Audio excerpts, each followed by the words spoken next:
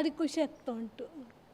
ಈ ಸಲ ದೀಪಾವಳಿ ಹಬ್ಬ ಭಾರಿ ಗೌಜಿ ಆಗ್ತದೆ ಅಂತೇಳಿ ನನಗೆ ಅನ್ನಿಸ್ತದೆ. ಹಣತೆಗಳೆಲ್ಲ ಪೇಂಟೆಲ್ಲ ಕೊಡ್ತೇವೆ, ಬೇರೆ ಬೇರೆ ಕಲರ್ಸ್ ಇದೆಲ್ಲ. ಮತ್ತು ಹಣತೆಗೆಲ್ಲ ಮತ್ತು ನಾವು ಡಿಸೈನ್ಸ್ ಎಲ್ಲ ಬೇರೆ ಬೇರೆ ಡಿಸೈನ್ಸ್ ಎಲ್ಲ ನಾವು ಮಾಡ್ತೇವೆ. ಮತ್ತು ನಾವು ಹಣತೆಗಳನ್ನೆಲ್ಲ ಸೇಲಿಗೆ ನಾವು ಇಡ್ತೇವೆ. ನಮ್ಮ ಕ್ರಾಫ್ಟ್ ಟೀಚರ್ ಎಲ್ಲ ಬಂದು ನಮಗೆ ಗೂಡು ದೀಪ ಎಲ್ಲ ನಮಗೆ ಮಾಡಲಿಕ್ಕೆ ಹೇಳಿಕೊಳ್ತಾರೆ, ಹೇಗೆ ಮಾಡೋದು ಅಂತೇಳಿ. ಅದೇ ರೀತಿ ನಾವು ಗೂಡು ದೀಪ ಕೂಡ ನಾವು ಮಾಡ್ತೇವೆ. ಮತ್ತು ಗೂಡು ದೀಪ ಕೂಡ ನಾವು ಸೇಲಿಗೆ ಕೂಡ ನಾವು ಇಡ್ತೇವೆ. ಮತ್ತು ಹಣತೆಗಳನ್ನು ಕೂಡ ನಾವು ಸೇಲಿಗೆ ಇಡ್ತೇವೆ. ನಾವು ದೀಪಾವಳಿ ಹಬ್ಬದ ಪ್ರಯುಕ್ತ ನಮ್ಮ ಚೇತನ ಬಾಲ ವಿಕಾಸ ಕೇಂದ್ರದಲ್ಲಿ ಮಕ್ಕಳು ಮಾಡಿದಂಥ ಹಣತೆಗಳನ್ನು ನಾವು ಈಗಾಗಲೇ ಸಾರ್ವಜನಿಕರಿಗೆ ಮಾರಾಟಕ್ಕಿಟ್ಟಿದ್ದೇವೆ.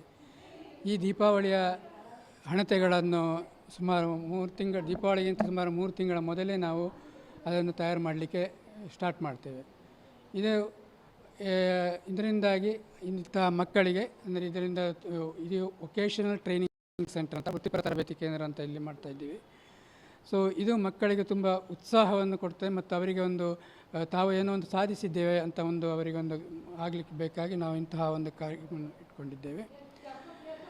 ಇವರಿಗೆ ಇದರಲ್ಲಿ ಮಾಡುವಂತಹ ಕೆಲಸ ಇಲ್ಲಿ ದೀಪಾವಳಿ ಹಣತೆ ಅಲ್ಲದೆ ಬಾಕಿ ಟೈಮಲ್ಲಿ ಅವರು ಬೇರೆ ಮೆಡಿಕಲ್ ಕವರ್ ಮಾಡುವಂಥದ್ದು ಅಥವಾ ಹೂಗಳನ್ನು ಮಾಡುವಂಥದ್ದು, tailoring course, scribbling pad, files ಮಾಡೋದು, ಫಿನಾಯಿಲ್ ಮಾಡೋದು, ಇಂಥದ್ದನ್ನೆಲ್ಲ ಮಾಡ್ತಾರೆ.